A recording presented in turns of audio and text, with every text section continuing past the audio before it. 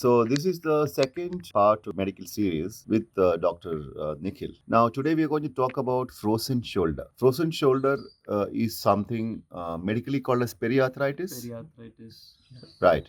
So, Dr. Nikhil, let me ask you. I have been suffering from frozen shoulder for the last 2-3 years. A lot of medicines, a lot of treatment in the last couple of years. Why does frozen shoulder come? See, frozen shoulder happens. See, for example, it is a pros as well as cons when you can say the same thing because it mainly happens for a diabetic patient Right. majorly.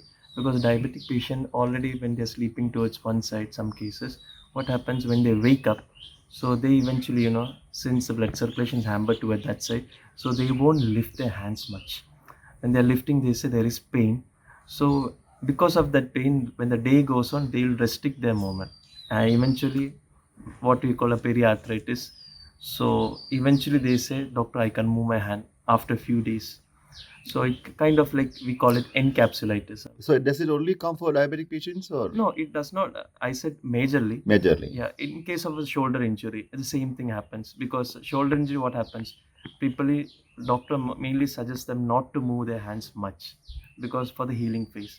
But eventually, the patient takes it seriously and they don't even try to move their hands. Right. So lack of exercise is another reason. Yes, lack of exercise is mainly a reason also in this. And people who sit and work long hours on computers. No, not everyone should get this one, but a diabetic, a pre-diabetic one can get this. What are the remedies Ayurveda has got for frozen shoulder? Yeah, a frozen shoulder. See, in my case of treatment, I incorporate something called cupping. Right. So cupping, what it does, it gives wonder result.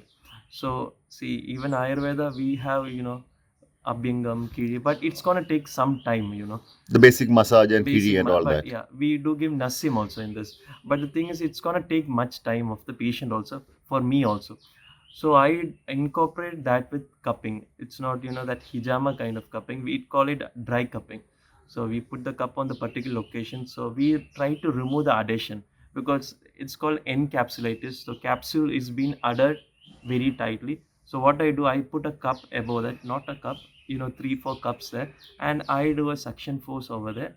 So it kind of softening massage over there with the cup. And plus, you have got some set exercises of Yes, range we of do, movements, right? So basically, frozen shoulder restricts your range of movements. Yes, it's restrict in the sense we are gonna restrict afterwards. It's gonna see everywhere pain. What it does means even if it gets of a low back ache and all, once we get the pain, we will restrict ourselves from doing something. Even in case of exercise also, which in terms in a long time, it's gonna restrict range of motion. That is our own which we call. Right. So what? So basically, diabetic patients will have to be careful. Yes. What happens if a person, due to the lack of awareness, do not take any treatment for frozen shoulder, Yeah. even if they don't come to doctor? Yeah. So it will lead to what?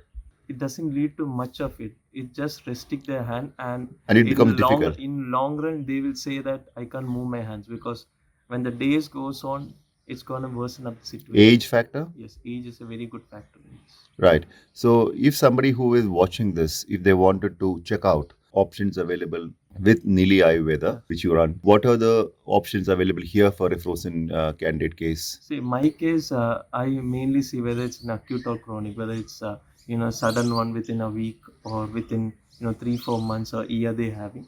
So we'll look into a treatment, but my treatment module is very short. I am not planning for a 10 days treatment or 5 days treatment. I make it very short. In the first sitting, I try to give them at least a 50%. Right. So that's a huge mark, 50% in the first attempt. So and then they have to go back and do their Yes, follow they the should, patterns. Yeah, follow the patterns, have the medications. Do you also give them medicines to Yes, take? we do give medicines because anyways, in a fraction of time, we are making it ready, at least 30 to 50%.